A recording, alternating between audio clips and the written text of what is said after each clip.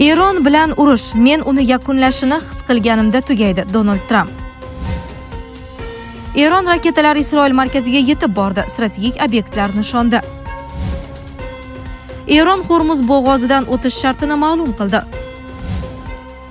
Washington-Tehron to'qnashuvi, Trampning tahdidlari ortida qanday maxfiy strategiya turibdi? Tramp Putinning Eron uranini Rossiyaga ko'chirish taklifini rad etdi. Donald Trump urushida yangi qurol, Erik Schmidtning Merops dronlari Eron osmonini egallayaptimi? Dunyo siyosatini biz bilan faol kuzatib borayotgan tomoshabinlarga assalomu alaykum. Videoga like bosing va fikringizni kommentariyada yozib qoldiring. Rossiyadan O'zbekistonga pul yuborish endi yanada osonlashdi. Endilikda siz O'zbekistondagi Uzcard, Humo, Visa kartalariga yoki hatto naqd pul ko'rinishida ham tez va qulay holatda pul jo'natishingiz mumkin. Hoziroq Play Marketdan yuklab oling va 400 rubl bonusga ega bo'ling. Agarda sizda qandaydir muammo bo'lsa, 24/7 qo'llab-quvvatlash xizmati mavjud. Anjir Pay xalq tanlagan mobil ilova. Eron bilan urush, men uni yakunlanishini his qilganimda tugaydi. Donald Trump. Juma kuni Fox News bilan suhbatda Trump mojaroning yaqin vaqt ichida tugashini kutayotganini aytgan, lekin zarurat bo'lsa, urush cheksiz davom etishi ham mumkinligini qo'shimcha qilgan. Prezident AQShda o'q-dorilar yetishmasligi haqidagi xabarlarni inkor etdi. Shuningdek, boshqa bayonotlarida Trump, men hozir yumshoq yo'l tutyapman. Agar xohlasam 1 soat ichida Eronni yo'q qilib yuborishim mumkin. Eron davlat sifatida hech qachon qayta tiklana olmasligi mumkin degan. Qo'shma Shtatlar prezidenti Eronda kimdir norozilik bildirmoqchi bo'lsa, hukumati ularni pulemyot bilan otib tashlashini ham qo'shimcha qilgan.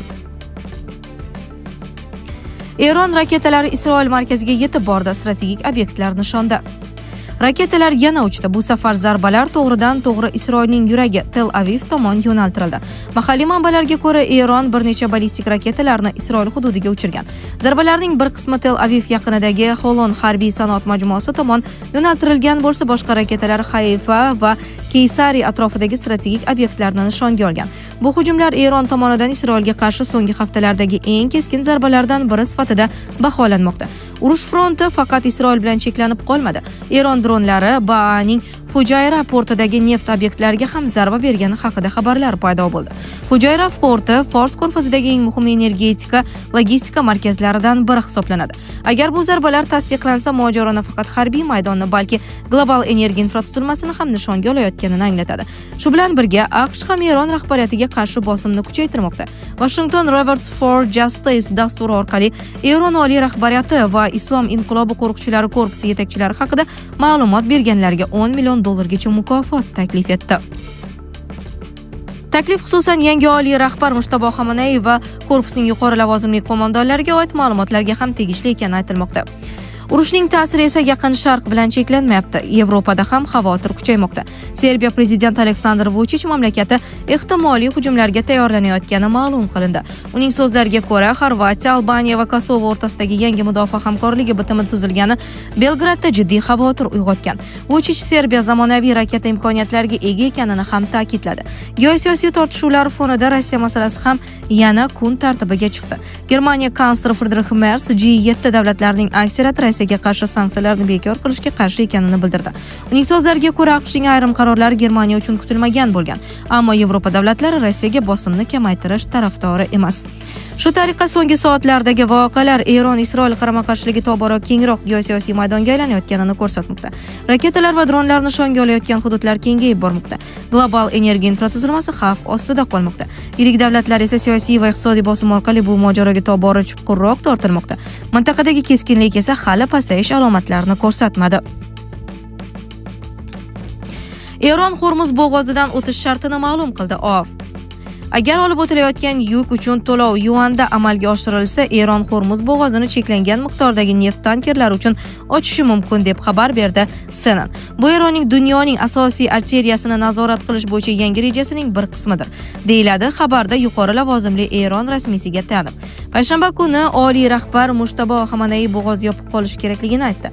Eron AQSh va Isroil bilan mojarosida undan ta'sir o'tkazuvchi vosita sifatida foydalanishni niyat qilgan.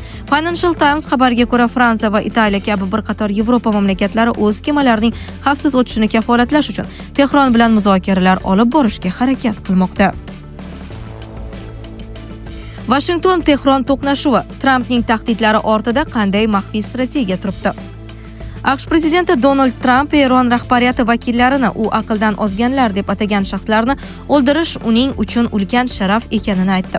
Ular 47 yil davomida butun dunyo bo'ylab begunoh odamlarni o'ldirib keldi. Endi esa men, Amerika Qo'shma Shtatlarining 47-prezidenti ularni o'ldiryapman. Bu ulkan sharaf deb yozdi Tramp 13-mart juma kuni o'zining Truth Social ijtimoiy tarmog'ida.